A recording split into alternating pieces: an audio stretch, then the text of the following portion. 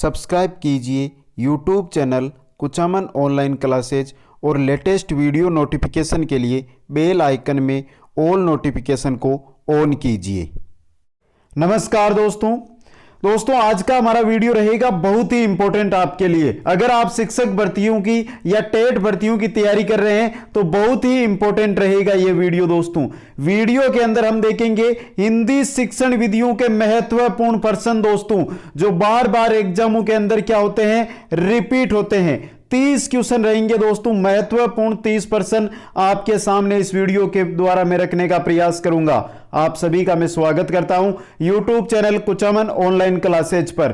दोस्तों अभी तक चैनल को सब्सक्राइब नहीं किया है तो सबसे पहले आप सभी साथी जो वीडियो देख रहे हैं चैनल को सब्सक्राइब करें, वीडियो को लाइक और शेयर जरूर करें। चलते हैं दोस्तों क्वेश्चनों की ओर। दोस्तों यहां पर आपका पहला क्वेश्चन तो यह आ जाएगा कि सर आपने तो 31 से शुरू क्यों किया। तो दोस्तों आपको बता दूं कि डिस्क्रिप्शन में आपको लिंक मिल जाएगी। 1 से 30 तक के जो इंपॉर्टेंट क्वेश्चन थे पहले वो मैंने छांट के एक वीडियो अपलोड कर दी थी। अब नेक्स्ट वीडियो लेकर आया हूं जिसमें 31 से 60 तक के हर एक क्वेश्चन जो एग्जाम के लिए इंपॉर्टेंट रहता है उसको अलग से आपके सामने प्रस्तुत करने का मेरा प्रयास रहता है। दोस्तों तो देखते हैं 31 नंबर क्वेश्चन। द्वितीय भाषा के व्याकरण का मातृभाषा में शब्दश अनुवाद किस विधि में किया जाता है। यहां पे देखिए दोस्तों क्या लिखा हुआ है, इंपॉर्टेंट। तो जहां पर भी ऐसा लिखा हुआ मिले इन क्वेश्चनों में समझ लेना आने वाली एग्जामों के लिए क्या है, बहुत इंपॉर्टेंट है। ऑप्शन है द्विभाषी विधि, प्रत्यक्ष विधि, व्याकरण अनुवाद विधि, इनमें से कोई नहीं।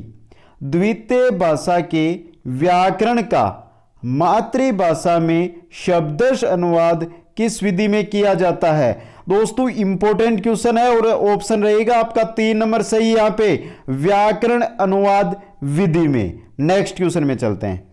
क्वेश्चन नंबर 32 है आपका, पर्यवेक्षित अध्ययन विधि का प्रवर्तक है। यहां पर भी आपको इंपॉर्टेंट लिखा हुआ मिल जाएगा दोस्तों। तो पर्यवेक्षित अध्ययन विधि के प्रवर्तक कौन है, मोरविन है दोस्तों, डेजी मोरविन। 2 नंबर ऑप्शन आपका सही रहेगा। नेक्स्ट क्वेश्चन 3 नंबर क्वेश्चन है दोस्तों, शिक्षक के निर्देशन में मंत्रणा के द्वारा छात्र स्वतंत्र होकर स्वाध्याय के द्वारा इस विधि में रचना को पूर्ण करते हैं। किस विधि में दोस्तों, क्वेश्चन को समझने का प्रयास करें। आज के समय कैसे प्रश्न पूछे जा रहे हैं वही है इस वीडियो के अंदर दोस्तों। तो शिक्षक के निर्देशन में मंत्रणा के द्वारा जो छात्र है वो स्वतंत्र होकर स्वाध्याय के द्वारा डोल्टन विधि में रचना का जो कार्य है उसको पूर्ण करते हैं। ऑप्शन 1 आपका सही रहने वाला है। नेक्स्ट क्वेश्चन नंबर 34 दोस्तों, आगमन विधि निम्न में से किस शिक्षण सूत्र पर आधारित है। जो आगमन विधि है दोस्तों आपकी वो किस शिक्षण सूत्र पर आधारित है दोस्तों। तो ये सभी को पता है लेकिन बहुत ही इंपॉर्टेंट क्वेश्चन है दोस्तों। आगमन विधि में हम क्या करते हैं, पहले उदाहरण देते हैं फिर नियम बताते हैं। तो उदाहरण से नियम की ओर चलने वाली जो विधि है वो कौन सी विधि है, आगमन विधि है। नेक्स्ट क्वेश्चन नंबर 35 दोस्तों, पाठ योजना में निहित प्रस्तावना सोपान किस शिक्षण सूत्र पर आधारित है। प्रस्तावना सोपान होता है पाठ योजना में, तो यह प्रस्तावना सोपान है, यह किस शिक्षण सूत्र पर आधारित होता है। तो आप सभी को पता है कि प्रस्तावना के अंदर हमें वो चीज बताई जाती है जो हमें पहले क्या है बता दी गई है या हमें जिस चीज का क्या है पता है। और फिर यह प्रस्तावना का उद्देश्य रहता है कि हमें जो चीज पता है उससे आगे की जो चीज हमें नहीं पता है उसकी ओर चलना। तो ज्ञात से अज्ञात की ओर। ऑप्शन नंबर 1 आपका सही रहने वाला है। नेक्स्ट 36 नंबर क्वेश्चन है दोस्तों, प्राथमिक पाठशाला में भाषा पढ़ाई जाती है क्यों पढ़ाई जाती है भाषा प्राथमिक पाठशाला के अंदर, बालक भाषा में क्या हो सके, निपुण हो सके। 3 नंबर ऑप्शन आपका क्या रहेगा, सही रहेगा। नेक्स्ट क्वेश्चन नंबर 37 दोस्तों, शिक्षक पहले उच्चारण करता जाता है तथा छात्र बाद में उन्हीं शब्दों का उच्चारण करते हैं। विधि है शिक्षक क्या करेगा, पहले बोलेगा या उच्चारण करेगा, फिर छात्र उनका क्या करेंगे, अनुकरण करेंगे और फिर क्या करेंगे, वो उच्चारण करेंगे। मतलब अनुकरण कर रहे हैं तो कौन सी हो जाएगी, अनुकरण विधि हो जाएगी। नेक्स्ट क्वेश्चन 38 नंबर क्वेश्चन है दोस्तों, निम्न में से खेल विधि नहीं है, इनमें से खेल विधि कौन सी नहीं है। तो दोस्तों खेल विधि की देखते हैं तो किंडरगार्टन विधि भी खेल विधि है, डोल्टन विधि भी खेल विधि है, मोंटेसरी विधि भी खेल विधि है, व्याख्यान विधि ये नहीं है दोस्तों खेल विधि। तो यहां पे दोस्तों आपके दो क्वेश्चन बनते हैं। पहला तो आपके सामने कि निम्न में से खेल विधि नहीं है, दूसरा यह बन जाएगा कि इनमें से खेल विधि है, और यहां पर व्याख्यान विधि की जगह क्या आ जाएगा, उपरोक्त सभी। तो वहां पर क्या हो जाएगा, उपरोक्त सभी आपका। नेक्स्ट क्वेश्चन देखते हैं, लेखन शिक्षण की मुख्य विधि नहीं है, लेखन शिक्षण की मुख्य विधि कौन सी नहीं है दोस्तों, पेस्टोलॉजी विधि, मोंटेसरी विधि, जैक्टोट विधि या व्याख्या विधि। बात किसकी कर रहे हैं, लेखन शिक्षण की। तो लेखन शिक्षण की दोस्तों जो मुख्य विधि है वो कौन सी नहीं है, व्याख्या विधि नहीं है। पेस्टोलॉजी हो, मोंटेसरी हो या जैक्टोट हो, ये क्या है, लेखन शिक्षण की मुख्य विधियां हैं। नेक्स्ट क्वेश्चन, वाचन शिक्षण की प्रमुख विधि है, वाचन शिक्षण की प्रमुख विधि कौन सी है। तो दोस्तों अनुकरण विधि और संप्रेषण विधि, ये दोनों की दोनों जो विधियां हैं ये वाचन शिक्षण की प्रमुख विधियां हैं। और आपका ऑप्शन नंबर 3 उपरोक्त सभी, उपरोक्त दोनों यहां पे क्या रहेगा, सही रहेगा। नेक्स्ट क्वेश्चन, भाषा शिक्षण में शुद्ध उच्चारण के लिए किसका प्रयोग किया जाता है। यहां पे इंपॉर्टेंट लिखना भूल गया हूं तो मैं लिख देता हूं, अब इंपॉर्टेंट है दोस्तों। भाषा शिक्षण के अंदर शुद्ध उच्चारण के लिए किसका प्रयोग किया जाता है। तो किसका प्रयोग किया जाता है, लिंगुआ फोन का। 2 नंबर ऑप्शन आपका सही रहेगा। नेक्स्ट क्वेश्चन 42 नंबर क्वेश्चन, और बहुत बार सबसे ज्यादा बार पूछा जाने वाला क्वेश्चन, इंपॉर्टेंट है दोस्तों इस बार भी। भाषा शिक्षण में आधारभूत कौशलों का सही क्रम है, सही क्रम क्या है, जो कौशल है हमारे उनका सही क्रम क्या है दोस्तों। तो आपने सुना होगा, सुनिए दोस्तों, सबसे पहले सुनना, फिर बोलना, पढ़ना और अंत में लिखना। तो सुनना, बोलना, पढ़ना, लिखना आपके 1 नंबर ऑप्शन में दिखाई दे रहे हैं दोस्तों, LSRW। यहां पे एक क्वेश्चन और बनता है, मोंटेसरी के अनुसार जो कौशल है उनका क्या क्रम है। तो वहां पर आपको क्या करना है, लिखने को पहले कर देना है, पढ़ना को बाद में कर देना है, यह चेंज कर देना है। क्योंकि अंत में जो मोंटेसरी है वो किसको मानती है, पढ़ने को मानती है, लिखने को 3 नंबर पे ले आती है दोस्तों। नेक्स्ट क्वेश्चन, इकाई पाठ योजना के प्रवर्तक हैं किलपेट्रिक, मॉरिसन, ब्लूम या डेविस।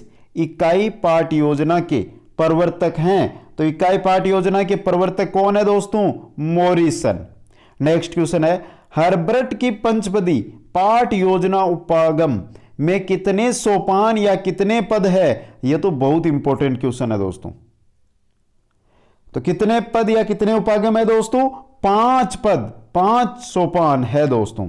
नेक्स्ट क्वेश्चन, भाषा शिक्षण में मूल्यांकन उपागम का प्रवर्तक है, कौन है। भाषा शिक्षण में मूल्यांकन उपागम का प्रवर्तक कौन है, BS Bloom. Very very very important question. Next question, वस्तुनिष्ठ परीक्षा की विशेषता नहीं है, वस्तुनिष्ठ जो परीक्षा होती है उसकी विशेषता नहीं है, कौन सी नहीं है दोस्तों यहां पे। तो दोस्तों कहीं उत्तर होते, 4 नंबर ऑप्शन देखिए, वस्तुनिष्ठ परीक्षा में एक ही उत्तर होता है, अनेक उत्तर नहीं होते कोई प्रश्न के। तो दोस्तों यहां पे 2 क्वेश्चन बन जाते हैं। पहला यह बन गया कि वस्तुनिष्ठ परीक्षा की विशेषता नहीं है, तो आपका 4 नंबर ऑप्शन सही हो गया यहां पे। लेकिन दूसरा प्रश्न बनेगा वस्तुनिष्ठ परीक्षा की विशेषता है, तो यहां पे क्या आएगा, आपके सभी आ जाएगा। ऑप्शन अगर सभी का आता है तो आपको क्या करना है, ऑप्शन 4 सही करना है। नेक्स्ट क्वेश्चन, निम्न में से व्याकरण शिक्षण की विधि नहीं है, निम्न में से व्याकरण शिक्षण की विधि कौन सी नहीं है। तो दोस्तों सूत्र विधि, आगमन निगमन विधि और समवाय विधि, ये तीनों की तीनों व्याकरण शिक्षण की विधियां हैं, जबकि व्यास विधि व्याकरण शिक्षण की विधि नहीं है। नेक्स्ट क्वेश्चन 48 नंबर क्वेश्चन है, रचना, कहानी, पद्य आदि की शिक्षा देने के साथ साथ ही प्रसंग व अवसरानुकूल व्याकरण की शिक्षा दी जाती है। यह विधि है, कौन सी विधि है दोस्तों? यह विधि तो यह आपकी समवाय विधि है। 1 नंबर ऑप्शन आपका क्या रहेगा यहां पे? सही रहेगा। और इंपॉर्टेंट क्वेश्चन है 2021 के लिए, इंपॉर्टेंट 2021 के लिए। नेक्स्ट क्वेश्चन, पाठ योजना निर्माण का सर्वाधिक लाभ मिलता है। पाठ योजना निर्माण का सर्वाधिक लाभ किसको मिलता है? शिक्षक को मिलता है दोस्तों। ऑप्शन नंबर 2 आपका यहां पे क्या रहेगा? सही रहेगा। नेक्स्ट क्वेश्चन में चलते हैं, क्वेश्चन नंबर 50 दोस्तों, शिक्षण कौशलों के विकास के लिए व्यवस्था की जाती है। शिक्षण कौशलों के विकास के लिए किसकी व्यवस्था की जाती है दोस्तों? इंपॉर्टेंट क्वेश्चन है और सीधा का सीधा बहुत बार पूछा गया है। ये सूक्ष्म शिक्षण की व्यवस्था शिक्षण कौशलों के विकास के लिए की जाती है। 51 नंबर क्वेश्चन, वाचिक अभिनय में किया जाता है। क्या किया जाता है वाचिक अभिनय के अंदर दोस्तों? वाचिक अभिनय के अंदर विविध बालकों द्वारा पात्रों के रूप में संवाद बोलना। विविध बालकों के द्वारा पात्रों के रूप में संवाद बोलना। नेक्स्ट क्वेश्चन है 52 नंबर क्वेश्चन है, एक समान शब्दों का उच्चारण सिखाने वाली विधि है। तो एक समान शब्दों का उच्चारण सिखाने वाली विधि कौन सी है दोस्तों? ध्वनि साम्य विधि। 2 नंबर ऑप्शन आपका क्या रहेगा? सही रहेगा। नेक्स्ट है, बालक को किस सोपान से पता चलता है कि उसे क्या पढ़ना है? बालक को किस सोपान से पता चलता है कि उसे क्या पढ़ना है? प्रस्तावना सोपान से। ऑप्शन 3 आपका सही रहेगा। नेक्स्ट क्वेश्चन 54 नंबर क्वेश्चन है, निम्न में से भाषा का आधारभूत कौशल नहीं है। भाषा का आधारभूत कौशल कौन सा नहीं है? तो सुनना कौशल है, बोलना कौशल है, पढ़ना कौशल है, लेकिन विचार करना यह कोई कौशल नहीं होता है। नेक्स्ट क्वेश्चन, हर्बर्ट की पंचपदी का पद नहीं है। जो हर्बर्ट की पंचपदी है, 5 पद या 5 सोपान बताए थे उन्होंने, तो उसके अंदर कौन सा पद है जो उन्होंने काम में नहीं लिया था दोस्तों? तो प्रस्तावना उन्होंने काम में लिया, प्रस्तुतिकरण उन्होंने काम में लिया, पुनरावृत्ति 3 नंबर ऑप्शन आपका सही रहेगा, इसको काम में नहीं लिया था, और तुलना को भी काम में लिया था। तो 3 नंबर ऑप्शन आपका यहां पे क्या रहेगा? सही रहेगा। नेक्स्ट क्वेश्चन, कविता शिक्षण की विधि नहीं है।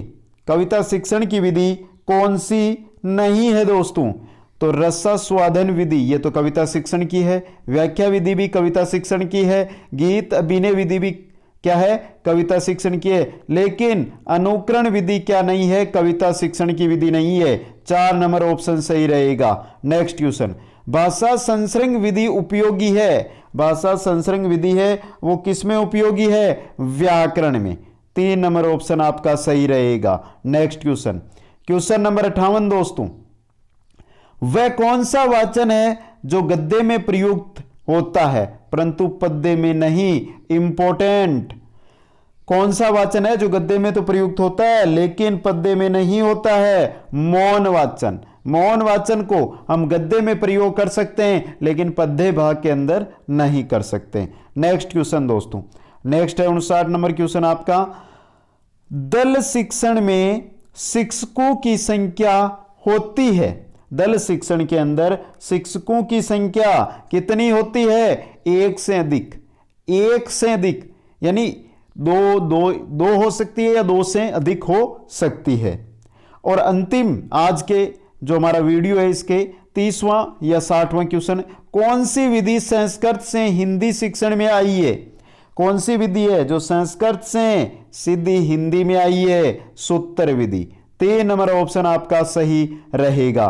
तो दोस्तों ये थे हमारे 30 प्रश्न जो बार बार एग्जामों के अंदर क्या होते हैं? रिपीट होते हैं। कैसे लगे आपको? एक बार सभी साथी है वो कमेंट जरूर करें, और जिन साथियों ने अभी तक चैनल को सब्सक्राइब नहीं किया है, इसी प्रकार के इंपॉर्टेंट क्वेश्चन अगर आप देखना चाहते हैं तो चैनल को सब्सक्राइब जरूर करें।